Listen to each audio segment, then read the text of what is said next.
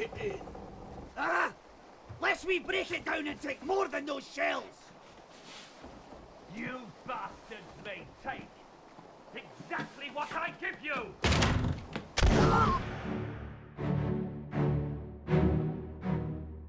Ce que vous êtes en train de regarder, c'est le capitaine Robert Whittrell en train de tirer sur son premier lieutenant, William Oscut.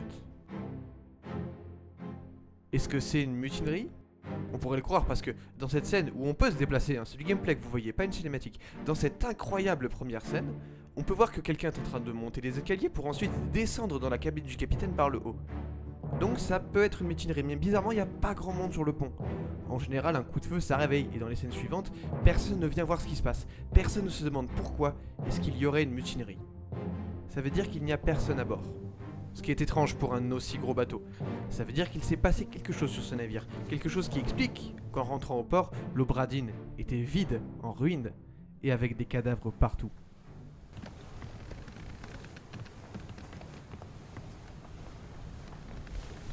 Pourquoi est-ce qu'il y a un truc qui brille au fond de l'océan ? On sait pas non plus, mais on va le savoir.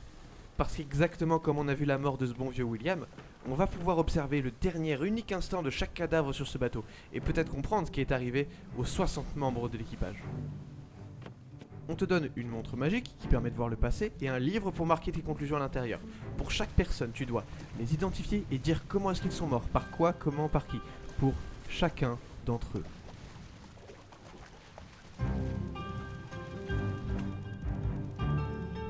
Et ils sont pas juste placés là par hasard, ils ont un rôle, un rang, un pays, un caractère, un endroit où dormir, des relations entre eux.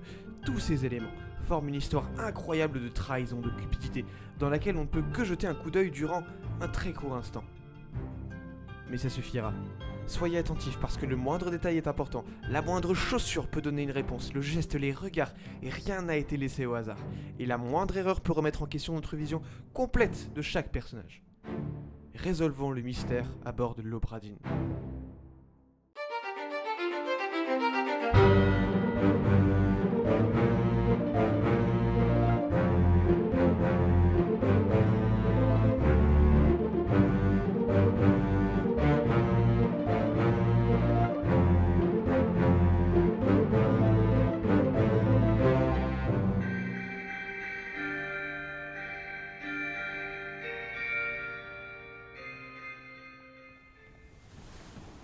Donc le capitaine tire sur son premier lieutenant, après un échange assez intense entre les deux. Captain! Open the door! Ça parle aussi de coquillage. Lest we break it down and take more than those shells! Bon, je note, peut-être qu'il y a un énorme trésor dans le bateau et que c'est ça le but, c'est de le trouver. Le jeu est un puzzle géant. Chaque scène de mort d'un personnage, c'est une partie d'un chapitre. Il y a 10 chapitres. Dans chaque scène, en plus de ce que vous pouvez y trouver et donc en déduire, le livre nous dit d'office qui était également présent même par leurs photos, où ça s'est passé exactement sur le navire, dans quel ordre, et les dialogues prononcés. Regardez, démonstration. Ce gars est forcément le capitaine du navire, parce qu'on l'appelle par son rang. On ouvre notre manifeste et on lit que le capitaine du navire s'appelle Robert Whittrell, alors on marque que c'est lui. A ce stade du jeu, on sait pas sur qui il tire, mais on peut dire que ce gars s'est fait tirer dessus. Le jeu nous donne une liste de morts probables et dedans il y a tir par arme à feu. Par qui ? Par le capitaine Robert Whittrell. On progresse dans ce premier chapitre qui fait office de tutoriel pour la boucle de gameplay du jeu. Le capitaine tue son premier lieutenant, égorge un marin en frappant notre visage. Pendant tout ce temps, on ne peut que noter ce qui s'est passé. Déjà en termes de game design c'est assez malin, c'est le jeu nous donne assez d'informations pour nommer un personnage dès le début, puis rien du tout pendant les deux autres, la seule chose qu'on peut faire c'est noter la cause de la mort. Le dev fait en sorte qu'on sache faire les deux séparément avant de les combiner. C'est que à la fin du chapitre qu'on peut confirmer une première personne entièrement. On nous donne la cause de la mort du capitaine, et on peut déduire le nom du premier lieutenant, William Oscut, frère d'Abigail Whittrell Oscut, femme de Robert Whittrell. Abigail, your brother, my friend. I shot him dead.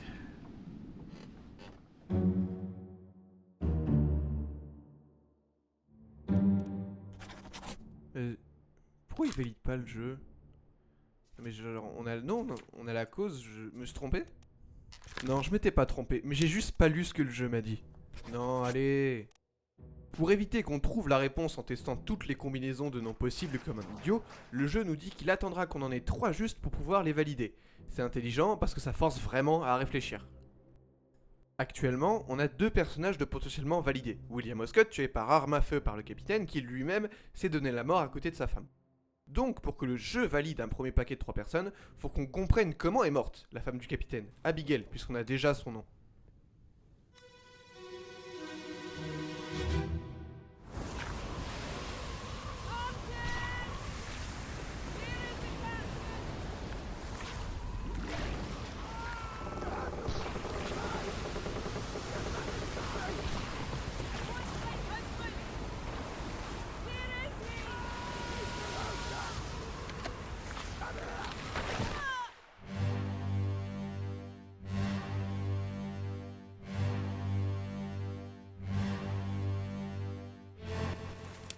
Ok, donc elle est morte par un... C'est quoi? Un gréement, voilà. Ah, nickel.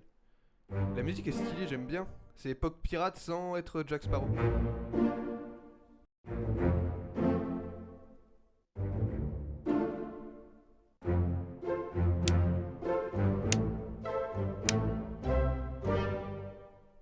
On a 3 premiers sorts résolus sur 60. Ce son d'ailleurs va devenir le principal générateur de dopamine de jeu. Donc ça peut être ça. Oh yes! Yes! Yes, enfin! Oh bordel, j'ai galéré. Maintenant le truc rigolo, enfin le truc hyper intelligent du jeu, c'est comment il va varier ton émotion. Là, Abigail, elle est morte par une chute de gréement, certes. On nous montre comment, mais pas par quoi.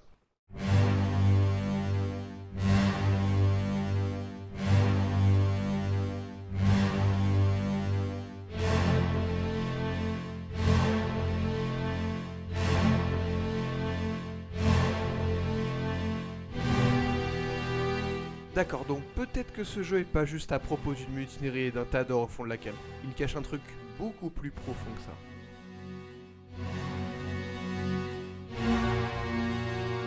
Parce que certes, plus on va avancer, plus on va comprendre ce qui s'est passé, mais plus on va aussi réaliser que si le navire revient à 100 personnes, c'est par la faute de certains des membres d'équipage. Pour l'instant, tout ce qu'on sait, c'est que ça se passe avant ça. Et dans toutes ces scènes, le capitaine est introuvable, alors que normalement il est censé prendre le contrôle de la situation, gérer la crise. C'est son rôle primaire et il est introuvable. Pas sur le pont, pas vers les canons, pas dans les cales, introuvable. Pour le moment. Le jeu est tellement précis dans ses détails qu'on peut se permettre de penser que rien n'est laissé au hasard. Et donc il y a une raison narrative à l'absence de Whitrell dans ce chapitre. De la même manière que le chapitre 7, Marchandage, nous est bloqué pour le moment. En continuant dans le navire, on tombe sur les points de vue d'autres personnages. Il y a ce gars avec des tatouages très stylés qui s'est fait arracher en deux par la créature, un autre s'est fait tirer dessus par son propre canon, un autre est écrasé par ce même canon, un jeune explose dans de la poudre, il a peut-être trop regardé Pirates des Caraïbes. C'est une ref à Jack Sparrow votre truc là? Non mais c'est Pirates des Caraïbes, je suis désolé. La personne qui a fait le dessin fourni avec le bouquin pour nous permettre de mettre un visage sur tous ces gens, Edward Spratt, se fait broyer alors qu'il était en train de faire la grosse commission. Comment je le sais? Parce qu'il a signé son dessin ES et qu'il est le seul dont le prénom et le nom ont ses initiales. Ce qui est plutôt pratique, il n'y a que très peu de noms qui se répètent dans ce jeu. Aussi, ça nous permet de deviner quelques identités au passage. Ce gars avec ses tatouages, on peut deviner qui c'est par élimination, mais on peut aussi deviner qui c'est parce que ce genre de tatouage est trouvable dans certains habitants de Nouvelle-Guinée encore aujourd'hui. Et deviner d'où il vient. Où t'as passé une sale soirée, toi? Monsieur, vous avez du mal à respirer, non? Alors c'est peut-être raciste, mais c'est le seul gars avec un turban, donc logiquement... Eh, les trois là, c'est ceux du souvenir de tout à l'heure, non? Y'a quoi ici? Ouh, encore. Étrange.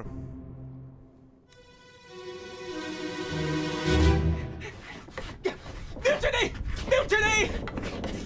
Bastard! No!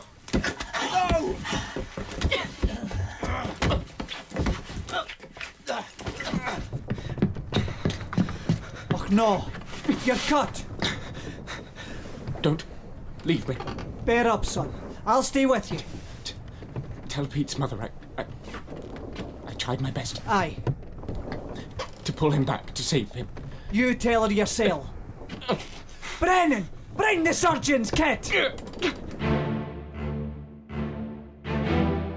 Ouh, une vraie mutinerie cette fois, et une bien réelle qui coûtera la vie à l'intendant Thomas Link, qui nous révèle dans ces derniers instants que la personne qui a explosé dans la poudre auparavant lors de l'attaque du Kraken s'appelait Peter Milroy. On avance au fur et à mesure dans ce nouveau chapitre, on sait d'abord qu'il se passe après l'attaque du Kraken, déjà parce qu'il est mis après le chapitre Le Désastre, mais aussi parce que le bossman du navire, Alfred Castile, dit ceci. It's the squid. Where is my Frenchman? The squid's gone. Your mate was torn apart. On les voit en train de se battre ici, et j'aurais pu en conclure naturellement que les voir les deux ensemble ça montrait que c'est lui le bossman en second, et donc le français, mais la vérité, c'est que mon cerveau a vu le seul gars du navire avec un t-shirt rayé, et il a fait le rapprochement. Désolé Charles. Bon, pourquoi est-ce qu'il y a une mutinerie d'un coup? D'abord parce que la dernière conversation d'Alfred est celle-ci. Dad, the beast is dead. How did you kill it? We didn't. It left with the storm. Captain came up from the hold. Said he chased it off. Ce qui nous confirme que le capitaine faisait des trucs louches quelque part, on ne sait toujours pas quoi. Aussi, autre moyen de trouver le nom de quelqu'un, on retrouve William Oscott juste ici au chevet de Thomas lors de sa mort. Et il appelle Brennander, il y a ce gars qu'on a déjà vu vers la fin, en train de tendre l'oreille comme s'il avait entendu quelqu'un l'appeler. Henry Brennan d'ailleurs qui va tuer les personnes qui ont tenté de renverser le capitaine, ce qui rend les choses encore plus étranges vu qu'il sera lui-même impliqué plus tard dans une mutinerie. Ensuite, les mutiniers parlent de revendre des coquillages. C'est les mêmes coquillages que le premier lieutenant Oscott menaçait de prendre au début du jeu et à la fin de l'histoire. You have a plan? Yes. Take ship and sail east. Trade wretched fish and shells for gold. Lest we break it down and take more than those shells! Dans le même temps qu'il y a une mutinerie, certains passagers décident de s'en aller parce que tout de même un kraken, c'est non.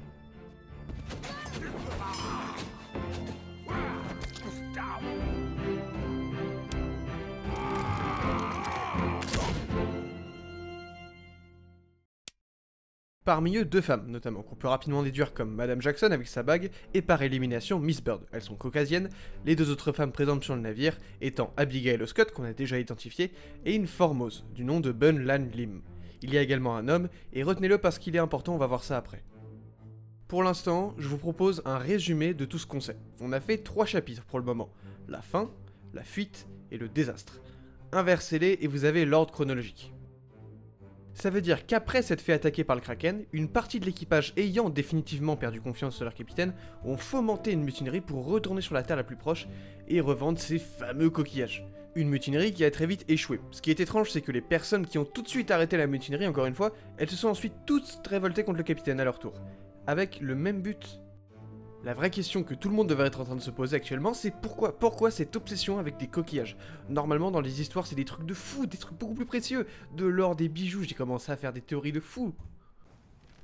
Je comprends rien du tout, attendez. Genre, il y aurait un trésor qui manipule les gens? Le Kraken, genre, c'est un gentil? Non mais Robert, mais t'es ultra chelou. Qu'est-ce que t'allais faire dans la cale? Qu'est-ce que t'allais faire dans la cale pour pouvoir faire partir un Kraken, mec? Non mais ça sert à rien de rester assis, hein. Faut que je trouve d'autres souvenirs. Et j'ai effectivement trouvé d'autres souvenirs. Mais ils m'ont pas du tout aidé.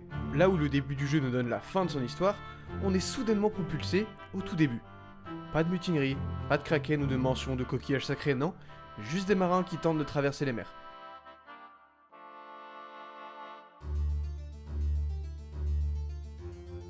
Il y a ce gars qui se fait appeler Charlie, qui vomit en voyant une vache se faire tuer pour sa viande notamment.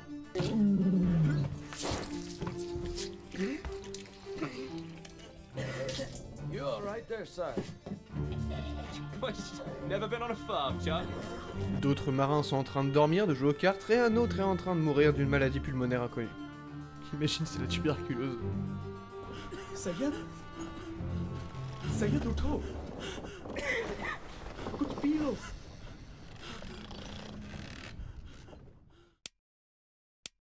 Attendez, regardez la personne juste là, est-ce que vous la reconnaissez? Eh mais lui c'est le gars qui est parti avec les deux autres plus tard, non? C'est le chirurgien lui. Henry Evans vous dites? Nickel, mais du coup il est où? Il est mort noyé? Peut-être? Peut-être que tout le monde n'est pas mort sur ce bateau. Peut-être que certains sont encore en vie finalement. C'est le cas du chirurgien Henry Evans, ainsi que Miss Jane, Emily Jackson et David James. D'ailleurs, encore plus intéressant que de savoir que certains sont encore en vie, c'est la quantité d'informations qu'on peut trouver dans ce souvenir au-delà de l'histoire. Il y a le plus évident parce que certains disent les noms comme Saïd ou Charlie, mais regardez ça, c'est un truc qui force le respect. Regardez les hamacs. On dirait que c'est rien comme ça, mais il y a des numéros, et chaque numéro correspond à celui sur le manifeste, dans le livre. Vous pouvez tenter de le déduire bien sûr, mais évidemment que tout le monde ne sait pas ça. Mais c'est une aide énorme, on peut du coup regarder les affaires que certains ont à côté, genre là, une épée qui sera manipulée par ce gars plus tard, une pipe dans la bouche de ce type. Oh, et puis il y a les chaussures. Quand je vous avais dit que tous les détails importants, y compris les chaussures, je ne vous mentais pas. Il y a une partie de l'équipage où c'était impossible de savoir qui c'est, sans connaître le truc des chaussures. Tous les matelots asiatiques ont une paire différente, en le liant au numéro du hamac, puis en regardant dans d'autres souvenirs où on peut deviner qui est qui. Évidemment, je suis pas aussi intelligent que ça, évidemment, j'ai force brute l'énigme.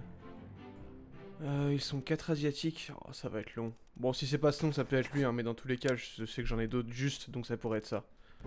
Oh bordel, c'est honteux. Oh mais sérieux.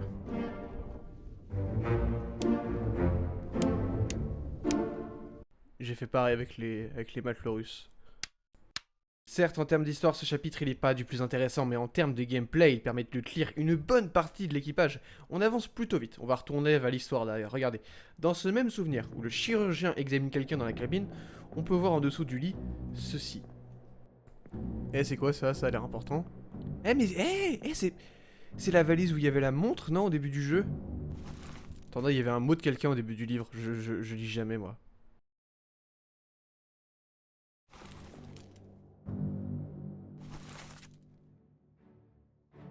Voilà, non mais c'est pour ça qu'il faut lire les trucs au début. Je pense qu'il est temps de vous parler du personnage qu'on contrôle nous-mêmes. On vient pas là pour le plaisir, hein. C'est la compagnie d'assurance qui nous envoie. Dans Return of Joe Bradin, vous jouez une inspectrice d'assurance, chargée, comme toute bonne inspectrice, de faire un rapport de ce qui s'est passé.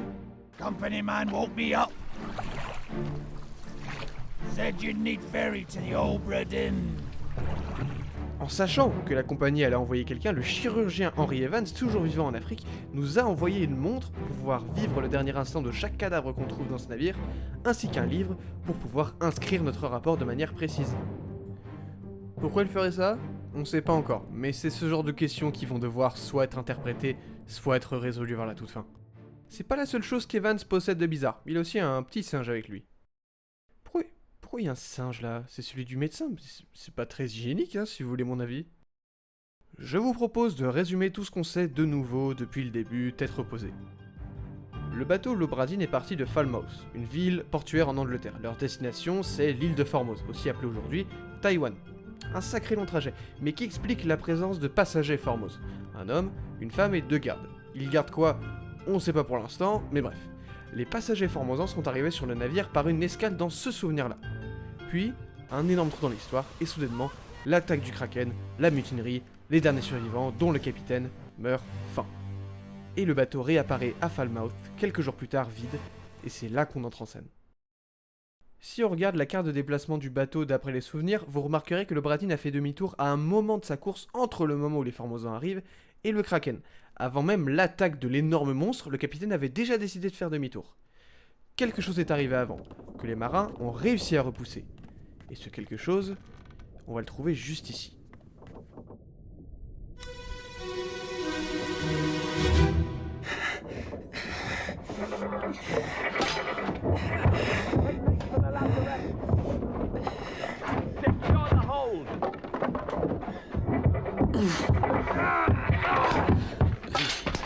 Someone shoot the damn thing!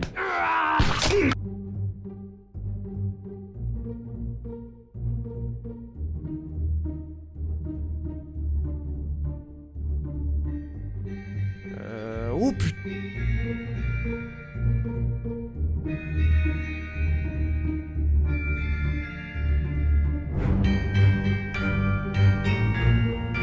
Ce jeu est très fort en narration et en gameplay, mais aussi en mise en scène. Ce qu'on pourrait penser comme un tir lors d'une énième mutinerie est en fait une balle perdue normalement dirigée vers cette espèce de truc horrible.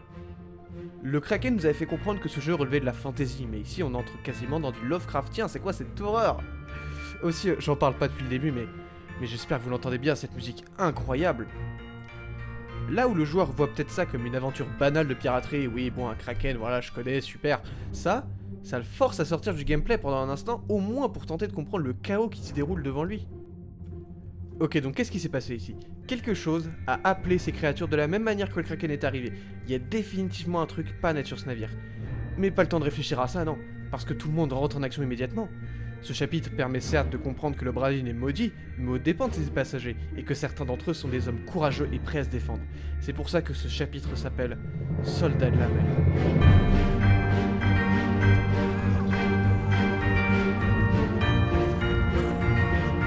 Le matelot Huang Li est frappé par la foudre et meurt sur le coup, annonçant l'arrivée de deux horribles créatures ressemblant à des crabes et des cavaliers sur le dos. Ils empalent Nicolas Botterill sur le pont principal, descendent sur le pont des canons transperçant Marcus Gibbs, qui, avant de mourir, tenta de leur envoyer une hache, mais malheureusement échoue. Ils décapitent en même temps l'assistant chirurgien James Wallace et le matelot Ji Zhang. Sur le pont inférieur, Charles Erskine, ce même qui a vomi en voyant une vache mourir, réussit à lancer une lampe sur une des créatures et la brûle. Il mourra malheureusement brûlé également avec son courage. Le boucher Emile O'Farrell se fait transpercer de pique et Henry Evans tente de l'aider tandis que le reste de l'équipage tire sur la créature. Une balle perdue du coup va malheureusement achever Zungisati qui tentait de s'enfuir après avoir été blessé. Le dernier crabe tente de fuir plus bas dans le navire mais se fait tuer par Winston Smith, le charpentier qui dans ces derniers instants avant de se faire percer à mort, lui éclate la tête d'un coup de tromblon. Que ce soit la musique ou l'action, c'est le chapitre préféré de beaucoup de monde pour une raison.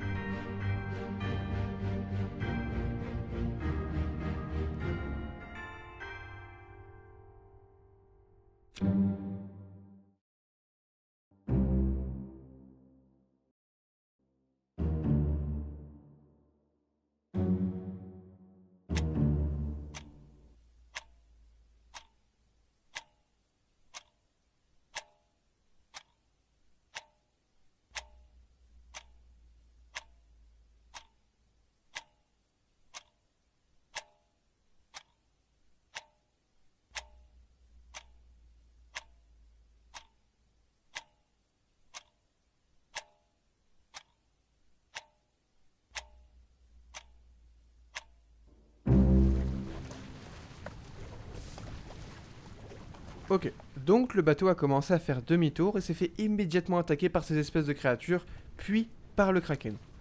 Quelque chose ne les lâchait pas, et ça s'est subitement arrêté. On nous donne quelques infos en plus avec le chapitre juste avant. What the hell is going on? What do you know about these things? About the chest and your dead friends? 这是虾米？未来全部供出来，拢是恁害啦！迄个海的较对人无顾好，是让人晕死的啊！He talk about a shell, very dangerous. Shell? What shell?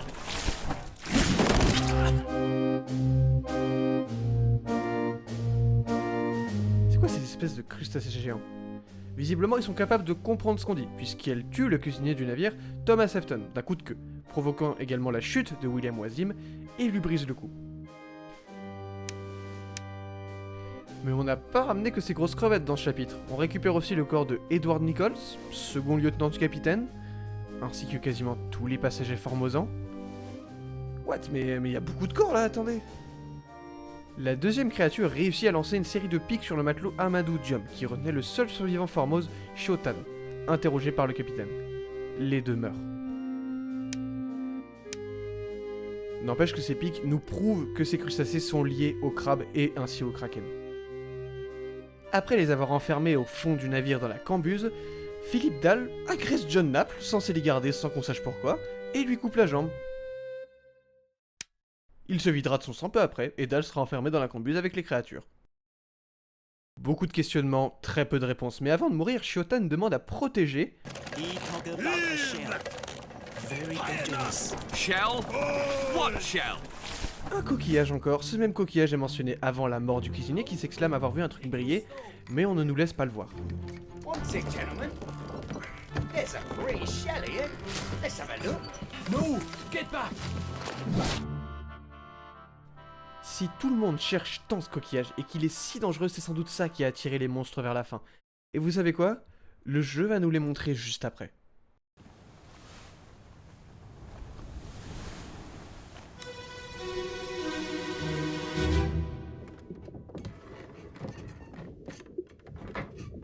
Hello?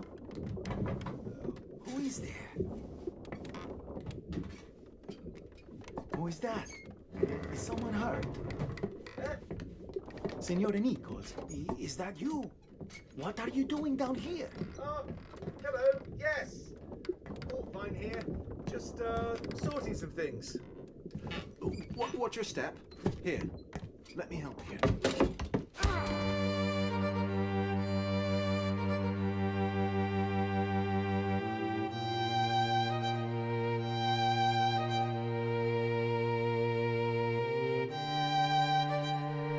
Le chapitre 3 s'appelle Meurtre, et il porte bien son nom.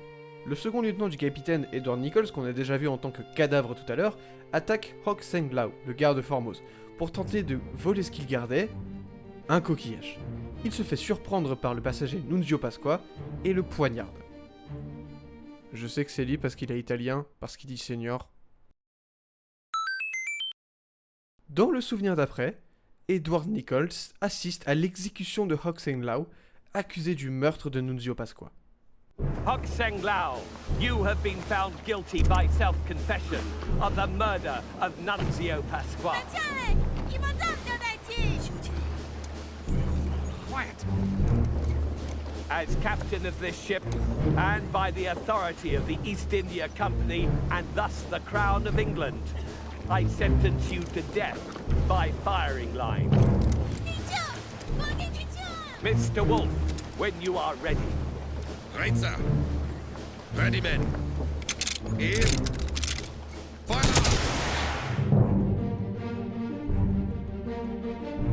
Donc déjà lui, il s'appelle Wolf, donc ça, ouais, c'est confirmé. Eh mais attendez, c'est le souvenir sur la photo, non? Et ça veut dire que... Ouais, salut Edward. Le coquillage est en réalité arrivé en même temps que les Formos sur le navire, c'est ça que les deux gardes devaient protéger. Mais Nichols, dans son génie, ne va pas s'arrêter là, non. Peu après l'exécution, il organise quoi? Une mutinerie pour voler le coffre qui contient le coquillage avec d'autres marins et kidnappe le reste des Formos pour s'enfuir en barque. C'est le chapitre 4. Dans la panique, il abat Timothy Lieutenant. Et rien ne va se passer comme prévu.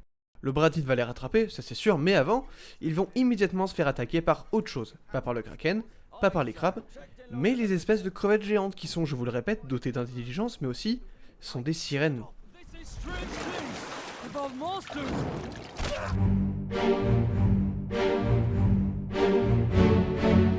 C'est 3 sirènes qui vont attaquer les fuyards. Elles ont toutes un coquillage dans les cheveux, sauf une. Le coffre devait donc servir à cacher le signal du coquillage aux sirènes. En étant découvert par Nichols, c'est le bateau tout entier qui a été mis en danger.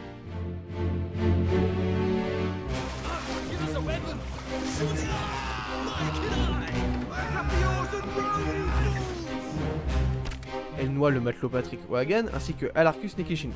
Et un autre du nom de Lee Hong se fait transpercer de pique. Bun Lanlim, une des Formos ligotées, ne pourra pas se défendre. En revanche, It Bengxia, lui, va réussir à se libérer avec la lance d'une sirène et tue l'intendant de Nichols, Samuel Galligan. Il prend le coquillage et le place dans le coffre.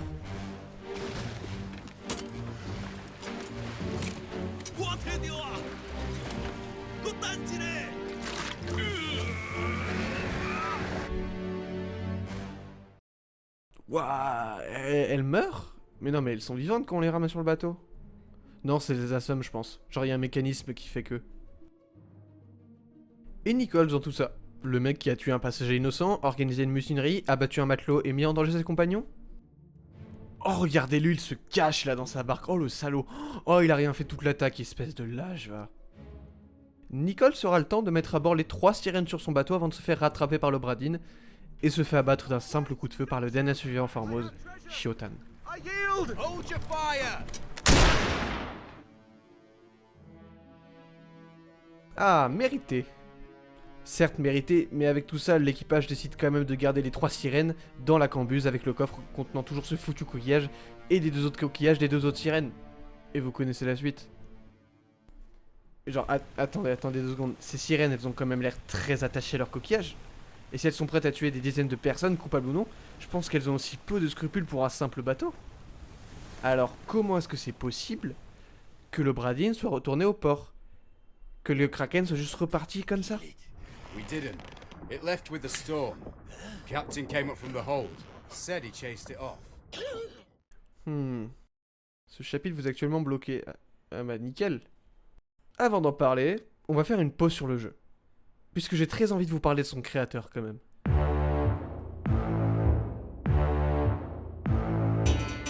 Lucas Pope a commencé sa carrière chez Naughty Dog, ceux qui ont fait The Last of Us ou Uncharted, et quitte le studio en 2010, puis en 2013 sort son premier jeu officiel, Papers, Please, que vous connaissez peut-être. Ce jeu est incroyable. Vous jouez un contrôleur des frontières dans un pays pseudo-soviétique et contrôlez les papiers des arrivants, les passeports, les cartes, les permis de travail, faut détecter les informations, voir si elles sont vraies, si elles sont fausses. Il y a une intrigue avec des gens qui tentent de renverser le gouvernement, vous pouvez choisir de les aider ou non, ce jeu est génial, mais c'est pas une vidéo sur Papers, Please. Ce que je veux dire, c'est que ce jeu c'est un succès, ce qui va donner à Lucas Pope un bon matelas financier pour faire un autre jeu qui est cette fois-ci Return of the Obra Dinn, et on est en 2014 à ce moment-là. Le jeu est sorti en 2018. 4 ans de développement, et c'était 4 ans intenses, hein. Imaginez faire un jeu de A à Z. Ce style de jeu là, bien particulier, old school, il faut le coder ça aussi. Ça représente des centaines d'heures de travail pour une seule personne. Pendant le développement, Lucas va faire une forme de burn-out, si le jeu est aussi bien détaillé, aussi bien fourni. C'est parce que son développeur est atteint d'un perfectionnisme maladif. Il avait personne pour déléguer le travail. Dans une interview, il a évoqué qu'une des pires choses à faire, c'était la traduction. Une langue, même si elle a des origines similaires à une autre, a parfois des subtilités qui n'ont pas d'équivalent avec. Et quand tu fais un jeu qui te demande spécifiquement de faire des phrases très complexes, ça devient horrible. Dans la version anglaise, pour cette personne, on dit « clubbed », qui décrit du coup un coup sur la tête par un objet lourd. Mais en français, il n'y a pas d'équivalent direct, ou en tout cas pas un équivalent qui permette de décrire la situation de manière autant fidèle sans rendre le joueur confus. Dans la version française, c'est coup de lance. Le jeu est traduit en 14 langues. Français, anglais, arabe, russe, ukrainien, chinois simplifié, japonais. Je vous les cite pas tous, mais il s'est pas rendu la tâche facile. Cette petite aparté, je tenais à la faire, parce que je veux souligner l'incroyable boulot de Lucas Pope. Sur ce jeu, ce qu'il a fait, c'est incroyable. Bien, on y retourne. Ce chapitre vous est actuellement bloqué. Ah bah nickel. Le chapitre 7, marchandage, est impossible à consulter. Pas de cadavre pour y accéder, ou autre rien. Et la cambuse reste fermée.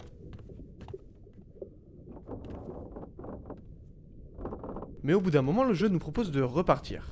We should go. Storm's nearly about, so we won't be coming back. Bien écoutez, on a tout fait, hein. Tout le monde est là. Bah, bon, il est temps d'y aller. On peut très bien reprendre le bateau sans avoir rien fait. On n'aura juste pas la bonne fin. La compagnie d'assurance va donc recevoir ce rapport, et notre personnage renvoie le livre complété à Henry Evans. Can you believe it? A package at this hour. Oh, the thing smells just dreadful. Better you don't open it inside. I'll be turning in now. Tea's in the kitchen if you need more. Quelques semaines plus tard, vous allez recevoir une lettre de la part de Miss Jane Bird, qui vous remercie de la part du Dr Evans, décédé quelques années plus tard d'une maladie malheureusement, mais heureux qu'on ait pu découvrir la vérité sur l'Obra Dinn. Il nous laisse également le livre avec la montre et ceci.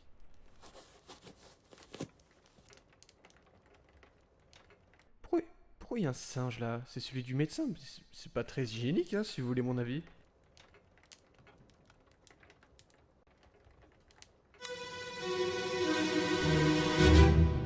There you are. Collect your things. Where's the key? To that door. Gone.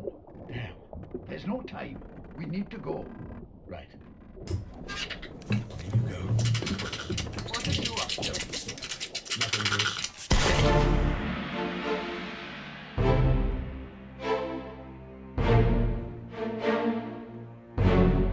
Henry Evans est un homme intelligent. Sachant les pouvoirs de la montre, il a tué son propre singe puis gardé sa patte pour qu'on puisse assister à ce qui s'est passé dans la cambuse. Et c'est que maintenant dans mon gameplay que je réalise que le crabe tué par Winston Smith, il ne fuyait pas, mais il se dirigeait vers la cambuse pour tenter de libérer les sirènes à l'intérieur. On retrouve aussi le corps du 3e lieutenant, Martin Perrault. On réalise qu'il avait parfaitement compris ce qui se passait, que les coquillages appartenaient aux sirènes et que c'était elles qui appelaient tous ces monstres. Vous savez qui d'autre avait compris ça? Et dans toutes ces scènes, le capitaine est introuvable, alors que normalement il est censé prendre le contrôle de la situation, gérer la crise. C'est son rôle primaire et il est introuvable. Call it off, damn you! This is your Kraken! You brought it here! Send it back! I'll kill every last one of you monsters! Withdraw the Kraken, or I will kill you all!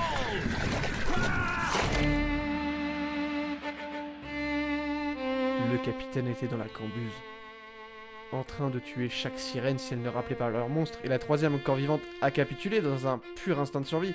C'est pour ça que le Kraken est parti sans raison. Et dans un élan de conscience, Whitrell jeta ensuite les 2 coquillages qu'elles avaient avec elle. Must be in here someplace. They're at the bottom of the sea. That's a lie. Martin Perrault tenta donc de la sauver.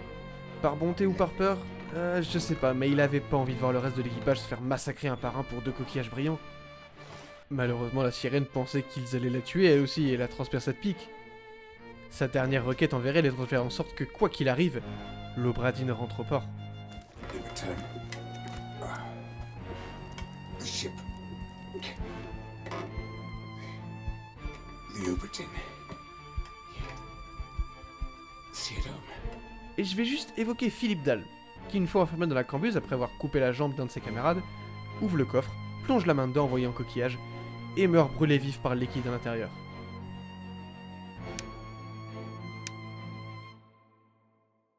Et avec l'inscription de sa mort, c'est le dernier sort des 60 membres de l'Obradine qui est résolu.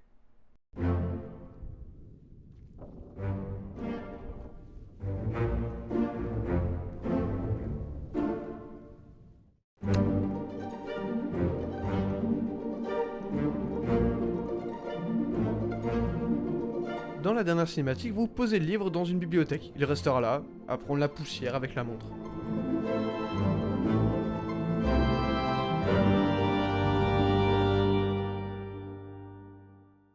Ce jeu, au travers d'un excellent gameplay, nous raconte une tragédie provoquée par la cupidité des hommes. Mais si on enlève le gameplay, cette histoire, elle est pas si intéressante que ça. Alors oui, peut-être que vous me direz, mais non, mais elle est trop bien, il y a des plot twists, il y a des enchaînements d'événements géniaux, oui. Mais là, vous ne parlez pas de l'histoire de l'équipage, vous parlez de l'histoire du jeu. L'histoire de l'équipage, elle est basique, les plot twists, les reveals incroyables, c'est pas un texte sur papier qui vous le donne. C'est vous-même, par le gameplay et par les conclusions que vous faites. Dans Return of the Obradine, l'histoire, c'est le gameplay. Et donc, la façon dont on reconstitue celle de l'équipage. Si vous regardiez Memento avec les scènes dans l'ordre, le film aurait aucun intérêt. Si vous lisiez un Sherlock Holmes avec au début le meurtrier en train de commettre son crime, alors ça n'a plus aucun intérêt.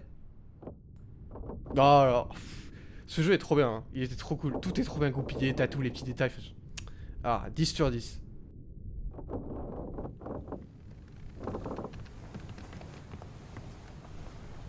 Vous voyez ce truc qui brille au loin? C'est pas un trésor.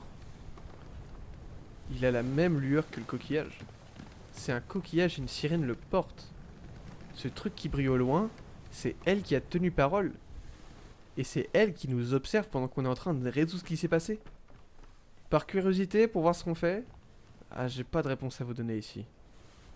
Mais je pense que le vœu d'Henry Evans était pas de faire en sorte que la compagnie ait un rapport complet, mais de faire en sorte que les pauvres âmes sur ce navire ne soient pas oubliées.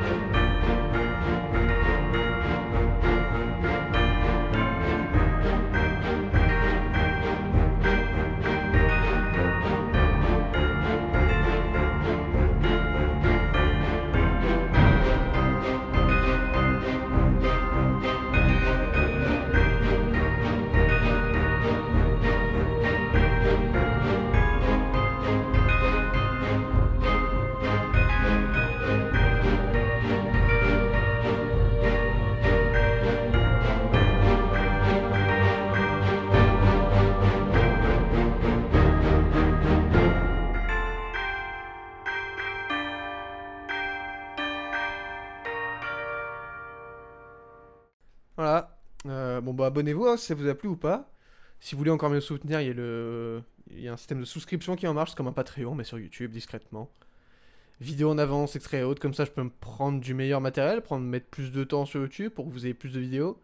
Et aussi vous serez dans les crédits vidéo, début et fin. Allez, à la prochaine!